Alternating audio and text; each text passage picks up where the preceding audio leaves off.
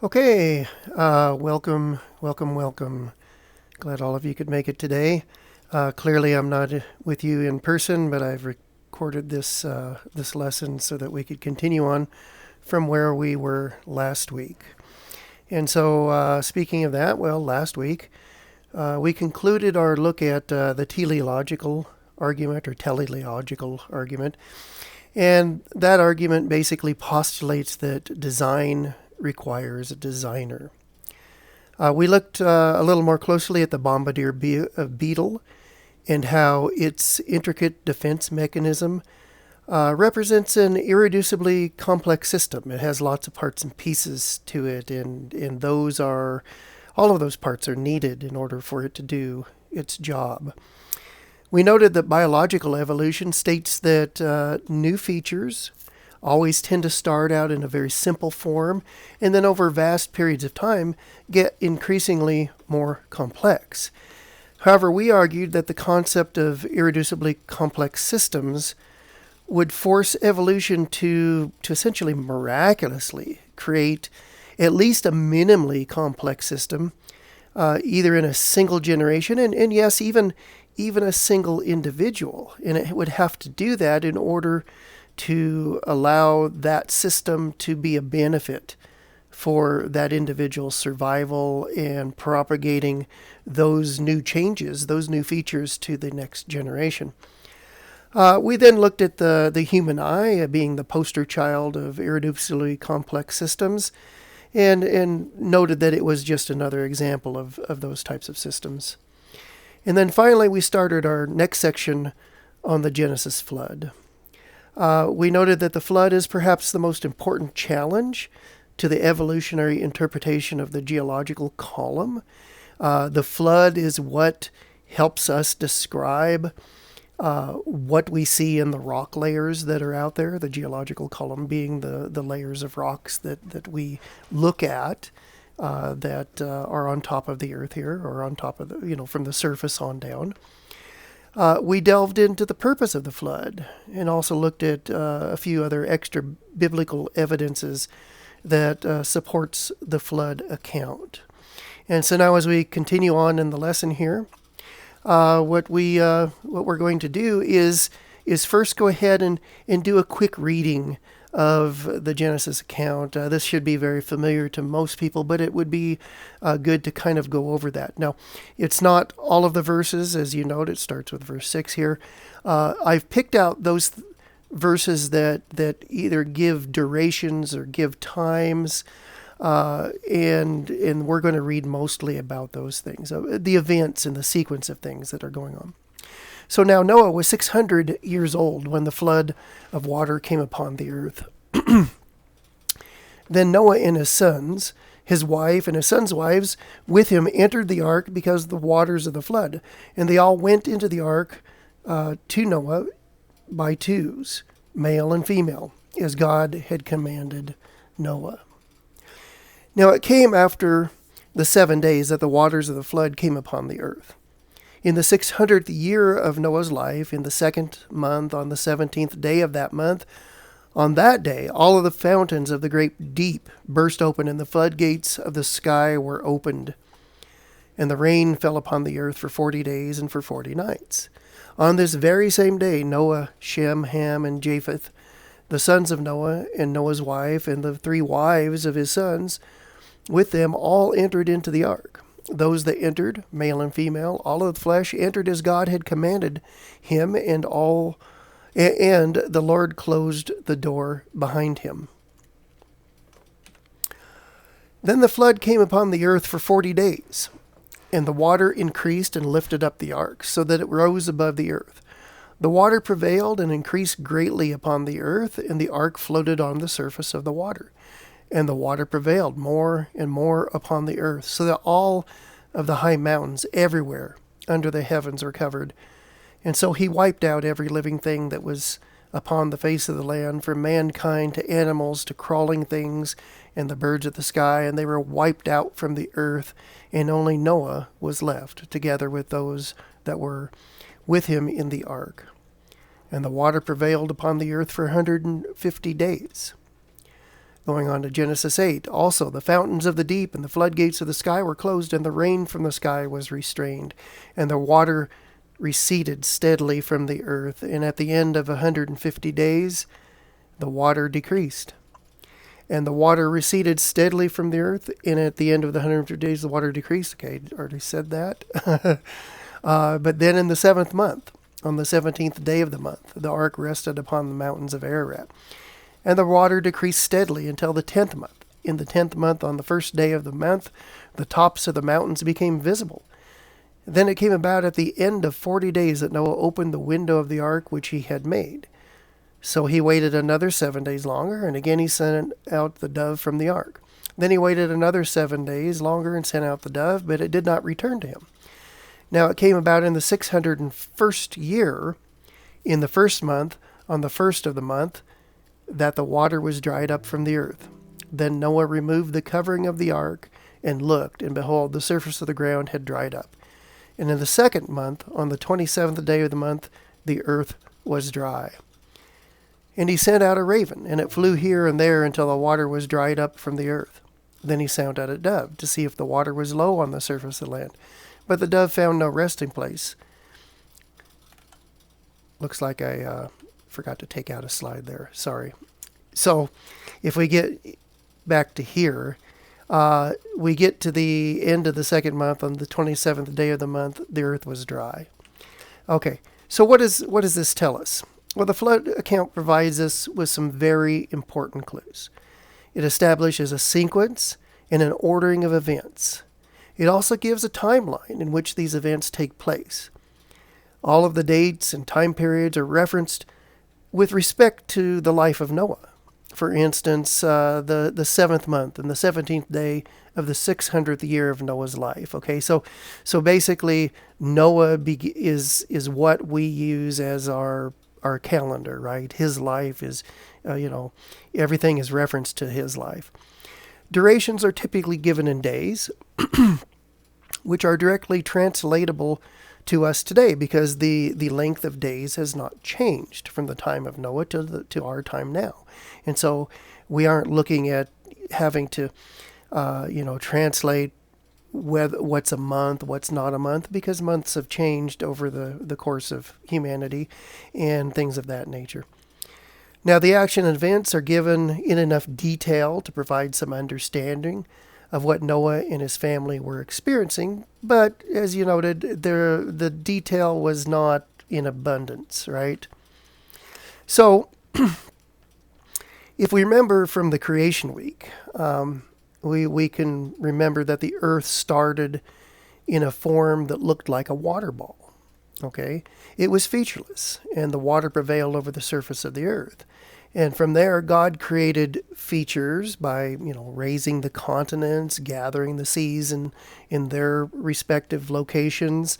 And then he created life of various types and things of that nature. And so, from that very beginning, starting from a very featureless water ball, he made what he wanted to. It's interesting to look at this particular diagram here. I particularly like how the Answers Research Journal kind of lays out the flood chronology. And specifically, they tie many of the events to the Sabbath weeks or to the creation weeks that you find in the creation account. And it's interesting, and we'll see this as in a different diagram just a few slides from now, on how things, how the time periods actually lay out. You also note some figurative numbers, in terms of the different durations of events. A lot of 7s, a lot of 40s, 100s and 50s. So if we take a look at this, if you start with 1 down in the bottom left-hand corner, we see there was kind of this there was a 7-day period leading up to the week, which is in number 2, where Noah started to load all of the animals and the food. And so he was evidently able to get this done within a week's period of time. But we have 7 days where there's this impending 40-day storm. Then we know that they started entering the ark and carrying on their supplies. And there was a 7-day period when essentially that's what they did. They got everything loaded on there. And at the end of that 7-day period, God closed the ark door, and at that point, what they term as the Mabul, basically that word is something that you would convey as a super intense storm. We denote it as kind of translate as the flood. It was basically the start of this catastrophic period, and then because at that point the fountains of the great deep broke open. It also says the floodgates of heaven, started to intensely rain. This was the kind of storm that we've never seen before, and it occurred then for a 40-day period. At the end of the 40-day period, essentially the purpose was done. The flood was over. God had done what he intended to do. But it wasn't the end of the water that was upon the earth. And in fact, for another 150 days, the water continued to rise. And we'll go into as to why that may have occurred. So we've gotten up to number 4 here. And then if we then go up to the very top of the diagram, it says right about that period, the flood has crested. Okay, the waters upon the earth are not going to get any higher. And the ark is resting, God remembers Noah, etc. But at this point, it says the waters were 15 cubits above the highest mountain at the time. The water now has returned to basically a formless water ball. That's where a lot of creation scientists indicate that this is kind of the uncreation. Okay, this is essentially where the God took his creation and undid everything. And now we're back to where the earth is void and formless again. Okay, and then we start the recreation period. And the recreation period is where all of a sudden we need to reverse the uncreation and start the waters to abate or to start to lessen over the face of the earth. That took another 150 days. At the end of that, there is this 40-day periods where the first birds were sent out, okay? And then Noah waited for a while because of the information he got back from how the birds reacted. Finally, there's a 7-day period where another bird was sent out, and then finally the last bird is sent out at the end of that 7-day period. But when that bird never came back, Noah waited, and it's like, okay, nothing coming out. That's when it's time to open the doors. So I really liked how there's a lot of symmetry in the things that are occurring, and you can see that it has this progression of these symbolic numbers of days of things occurring. Well, if we look at those symbolic numbers, they do have some significance in the scriptures. If we look at, for instance, the period of 7 days, we can see that 7 days appeared in the creation accounts. Of course, the creation week. It of course occurs here in the flood narrative. 7 days was part of Jacob's departure from Laban. There were 7 days for mourning of Joseph. The Israelites' departure from Egypt took 7 days. There's 7 days involved in animal care and sacrifice, and then also in priestly duties. If you look at the 40 days, this is often symbolizing a period of spiritual growth or of testing or of preparation. And so 40 days appears in the Genesis flood, of Moses being up on Mount Sinai, 40 years wandering in the desert, Jonah's prophecy for Nineveh, Jesus being tempted into wilderness. Again, these are periods of either trial or stress or growth or preparing for something. Finally, if you look at the 150 days. Well, it occurs primarily in the Genesis flood, but you can also look at Psalm 150, and often this is mentioned as 150 as a symbol of either completeness or abundance. And I think you can go back to the Genesis flood. At the end of the first 150-day period, we are ending the period of the flood increasing on the face of the earth, and we start then a period of 150 days in order to remove the water from the face of the earth. And so that kind of falls into that. Sometimes it's interpreted as a celebration of God's creation as well as of devotion and worship. And so you can see how this kind of ties into that creation account. This is to me was a very interesting way to lay out. I basically flipped over to Noah's flood here.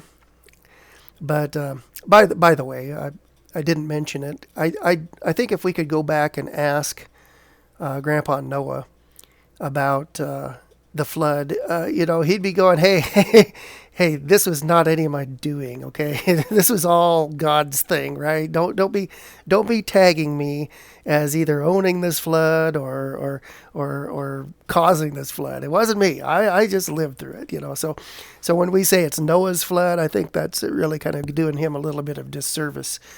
Rather, I'd like to call it the Genesis flood, but clearly my slide is not reflecting that. But if we take a look here, what we see is that Noah's 600th birthday is kind of the pivotal point for the flood, right? And so we'll just label that his 600th year, first month, first day. From that day in his life, everything is referenced. And if you go back and look at the creation weeks and tie these events to the creation weeks, that would be a Wednesday in our weekly calendar, which has a little bit of significance. When they started to board the ark, that was on a Sunday, and that was in the second month and the 10th day of that month. Then there's a 7-day period of waiting, and that would have taken them up to a Sabbath day. What happens next? Well, an activity. If we think about God said he rested on the seventh day. And so you wouldn't expect an activity necessarily to occur on the Sabbath, even for God himself, because he's being an example to humankind. So the next day, Sunday, is when we see the beginning of the Mabul, the flood. And then we see 40 days of rain finally ending on a Friday, which would be the third month, 27th day. At that point, we know for sure the destruction of all air-breathing life has been completed. Everything is done. But like I say, there is an increasing amount of water. The water continues to rise on the surface of the earth, but that ends in the 7th month and the 17th day, which happens to be a Wednesday. And at that point, it also as it says, the ark came to rest on the mountains of Ararat after the 150-day period. And then finally, on the 11th month, the first day, the tops of the mountains begin to appear. The 12th month, the 10th day, that's when he sends out the raven. And then finally, the 12th month, the 17th day, we can consider that the water decreasing over the surface of the earth is more or less complete. But he doesn't disembark at that point. He sends out some more doves, and then on the very next year, the first month of the next year, basically 1 year later after his birthday, the waters have dried up and the ark is opened. And it happens to be his birthday. I mean, what a great great thing for him to celebrate, right? That he gets to jump out on his birthday and put his feet back on dry land after being on the ark for the full year. And then finally, we were, going to exit. It looks like he stayed on board for a little bit. You might speculate as to why, but finally we can exit it, and then he builds an altar and sacrifices to God. Okay, so let's go on from here. Now, it's not unreasonable that such a catastrophic event should have left behind a lot of evidence, ample evidence that we can look at. And the evidence that we find should be reasonable to interpret within the Christian/creation worldview in order to support that. You see, the Bible gives this framework of details, but it does not tell us much about what Noah really experienced. It doesn't fill in the blank about what he was seeing, what he was hearing, what was going on around him. There was a lot of things going on. So what we need to do then is go to, God's other book, which is the book of his creation, and look there to see if we can fill in some of those additional details. And we should be able to see that evidence. And even though there's critics of the flood account, sometimes even within Christianity itself, they want to destroy the credibility of the flood account. But I think the evidence will be there to let you, shore up that, hey, this was history. This was real. So what we want to turn to, of course, then is geophysics. We want to look at the geophysics of the flood. And of course, geo means just, it's the word for earth. Physics means motion or dynamics. And it's a real literal branch of science. A lot of people are in the geophysical, disciplines out there. But what we won't necessarily discuss under the geophysics discussion is all of the fossils, right? Okay, that's kind of the branch of biology, and we get into, the nature of fossilization and things like that. It's kind of outside of geophysics. We're more looking at what does the Earth do, not what about the life, what happened to the life on the planet, in some respects. And Scripture provides some of those insights, but not a lot of detail, as we already mentioned. We know about the breaking up the fountains of the great deep. We know about the opening of the floodgates of heaven. We know the earth was covered with water, and the full extent of that event being in excess of a year. The result, destruction of all air-breathing life, as we noted. So there's been a lot of people involved in looking at the Genesis flood, interpreting the evidence that we find in geophysics and atmospheric sciences, paleontology. There's a lot of disciplines that look at the Genesis flood and try to understand it through the perspective of the creation worldview. These are a lot of the very well-known people: Andrew Snelling, Larry Vardaman, Steve Austin, Kurt Wise. Their names pop up a lot in these types of discussions, and so they really are considered experts in their areas of study. But let's go to the Earth's interior structure here. Okay. This is important to understand how the Earth is put together, because it really does reflect upon what happened and how it could have happened during the flood. So this is a very typical diagram that you see. If you look in the lower left-hand corner, you see, part of a circle there, and that's really representing a cutaway view of the Earth in general, showing three particular regions. One is the inner core, one is the outer core, and finally the mantle with a little bit of crust on top. Okay, and that gives the relative sizes of these different regions of the Earth. Now, the inner core is understood to be basically a solid iron nickel ball. It is basically think of a cannonball at the center of the Earth, except, of course, much, much larger, right? The outer core is also composed of nickel and iron, but it's not solid. In fact, it's liquid. And it is, through measurements, they've determined that the viscosity of that liquid iron is a lot like about what water is. So if you dip your hand in water and you can swirl that around quite easily. Think of 6,000 degree liquid iron that feels about the same as that. Outside of the inner core, which those things are very dense, right? Nickel and iron are metals, of course, and those are very dense. Outside of that is the mantle. And the mantle is not composed as much of nickels, irons, and other metals, but a lot of silicate type materials. And these are what the basalts are made of. These are what rocks are made of. It is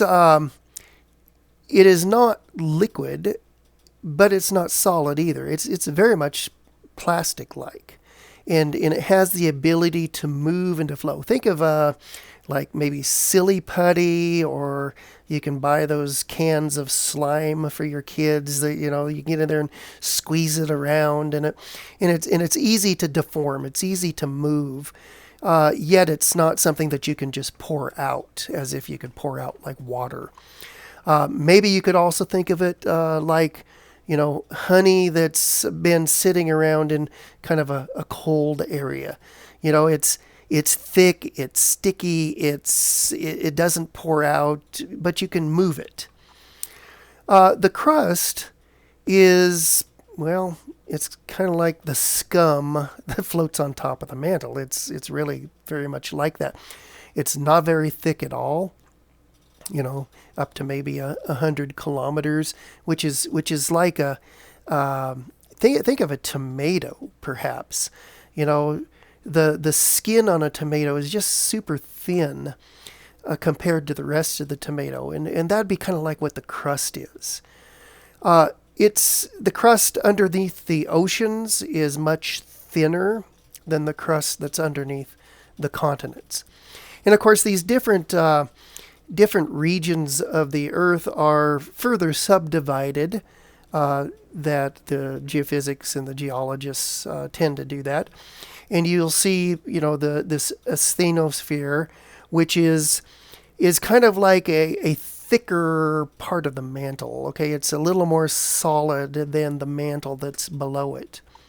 Above the asthenosphere is the lithosphere, and it's like the kind of the bottom part of the crust and the really the very top part of the solid part of the mantle. And then of course on top of the top part of the lithosphere is where we find the ocean floors and the continental regions. Okay, and so you can see the rough dimensions there: 5,100 kilometers for the solid part of the core, 2,900 kilometers for the liquid part of the core, etc., etc. Okay. Interestingly, even though the core in totality is about 50% of the radius of the Earth, it's only about 20% of the volume. So there's much more mantle and crust in terms of stuff than there is of the core of the Earth. So here's another picture of it, and it's really kind of focusing on the upper part of the previous diagram.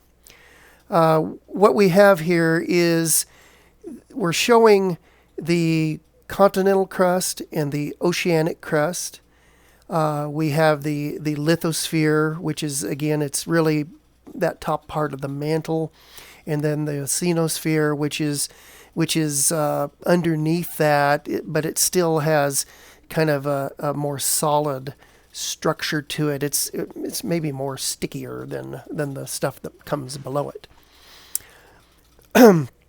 This is showing that the continental crust is sorry, let's start with the oceanic crust. The denser oceanic crust is going to be floating. So all of this crust stuff is actually floating on the mantle. Again, the mantle is pliable, and it's like think of one of these new memory foams, right? You put your hand on it, you can sink into it, and it sort of flows around you. And so if you put a weight on it, it'll kind of drop down into that memory foam. That's really what the mantle's kind of like. And if you take that off, if you put a light weight on your memory foam, it's not going to sink down nearly as deeply as a heavier weight. Well, the oceanic crust is denser. That means it's heavier than the continental crust. And so the oceanic crust floats lower in the mantle than the continental crust does, and so that's why the continental crust sticks out. It sticks up. So even though there's mountains on top of it, it's still floating above the level of where the oceanic crust does. Another way to think about it is, particularly for the woodworkers out there, if you take a really dense piece of oak or walnut and throw it into a bucket of water, it's going to float a lot lower than, say, taking a lighter piece of balsa wood or maybe even pine or something like that and floating in there. Those two don't float at the same level. They one floats lower in the water, as is the oceanic crust. Now, our current oceanic crust is basically relatively warm, and that's an important point to note. But where we find oceanic crust that is cold, we will find that that crust is actually more dense than the mantle itself. And so that top part, if it's cold, and when I'm talking cold, I mean I'm not talking, it's a relative term, right? So warm and cold here are kind of relative. But if it is cold crust, it's actually going to be denser than the mantle below it. And so if you took a chunk of it and dropped it onto the mantle, it would just keep falling down through the mantle and getting further and further down. It'd be like your memory foam. If you took a bowling ball and threw it onto it, and you had this really, really deep memory foam, like 5, 8, 10 feet deep, that bowling ball is just going to keep going down through it. And so that's an interesting thing. When we look at the majority of the oceanic crust, it's warmer, and so it's lighter than when we find cold oceanic crust, which is denser and actually denser than the mantle that's trying to support it. So as I know we're getting close on time here, we're going to be looking at plate tectonics. Okay, this is a area of geology and of geophysics that has developed since the late 1800s, mid 1800s, on our understanding of how the Earth works. It's currently the predominant theory regarding the Earth geology. And the plate tectonics is basically describing where we have these large sections of crust that tend to move as a unit. You can see those outlined in the diagram there by the black outlines here. And each plate can be composed of both continental lighter crust and also denser oceanic crust. And so the diagram shows our current arrangement. Okay, this is how the world looks today, and we've done a lot of studies on this. We know where the fault lines are. We know where which direction these plates tend to move relative to each other, and so we have a really good idea about this. And so we can see that, the African plate has the African continent on it. North American plate has basically all of North America. The South American plate has South America, and what have you. Okay, and so these plates are not static. They tend to move, and when they do move, we know what we get. We get earthquakes out of those. So, since those plates are not glued in place on the Earth's surface, they're floating on the magma. They're floating on that sticky stuff underneath them, and they tend to bump into each other. Okay, the edges of the plates, like we mentioned, are where those big fault lines are. That's on the previous diagram, where the black lines were. Volcanoes, earthquakes, and other things are a result of the plates basically slipping and sliding against each other. And what that does is it gives us a more dynamic Earth than what we tend to experience on a day-to-day basis. The words terra firma, the firm Earth. It's not so terra firma out there. We know the surfaces of the Earth are actually moving. You see in this diagram some of these areas as these plates tend to bump into each other. A convergent zone that has subduction means that a plate is basically being forced down underneath another plate, and you'll find that a trench occurs there. Okay, you've heard of the Marianas Trench, for instance. And so because those trenches are there, that's where you find a lot of depth on the surface of the Earth. We also have mid-ocean ridges, and this is where the plates are pushing outwards and opening up, the magma underneath. Basically, the magma is pushing those plates apart, and you'll get an ocean ridge there. You'll also get this potentially on continental boundaries as well, and you'll get mountain building events in those areas. And so continents can also have subduction zones, and they can also, as I mentioned, basically have places where mountain building is going and pushing up. And then similar to what the San Andreas Fault has, you can have these other boundaries where they're not necessarily bumping into each other straight on, but instead are sliding past each other. And so you get these fault lines where that are moving. If you put your two hands together like I've been doing, although you can't see it, and slide them past one another, you can still have movement of the plates. It's just not directly towards or directly away from one another, and it's laterally. And the San Andreas Fault is one of those types where they're sliding past. So I think what I'm going to do is probably call it right here.